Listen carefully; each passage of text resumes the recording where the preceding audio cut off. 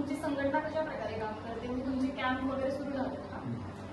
रक्तदानासाठी युवा स्फूर्ती फाउंडेशन वाडेगावचा मी संस्थापक अध्यक्ष इकडे जातो. आम्ही सुद्धा दरवर्षी जास्तीत जास्त जेवढे होतील तेवढे रक्तदान शिबिराचं आयोजन करत असतो.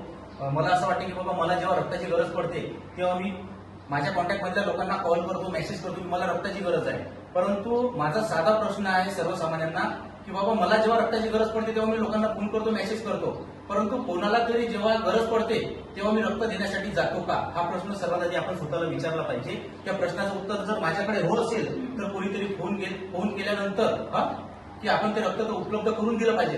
कारण की रक्ताच्या अभावामुळे खूप सारे लोक दगावतात. हे दगावलेले पाहिजे, रक्त वेळेवर उपलब्ध झालं पाहिजे. याच्यासाठी रक्तदान हे प्रत्येकानं रक्तदान केलं पाहिजे दर 3 महिन्यातून, आणि रक्तदान शिबिराचं आयोजन सुद्धा केलं पाहिजे. ही माझी सर्वांना विनंती आहे आणि आव्हान सुद्धा आहे. नक्कीच सरांनी जे आव्हान केलं आहे की रक्तदान हे करावं, कारण सध्या जो तुटवडा निर्माण झालेला आहे त्याच्यासाठी सर्वांनी रक्तदान शिबिराचं आयोजन करावं ही आग्रहाची विनंती. धन्यवाद.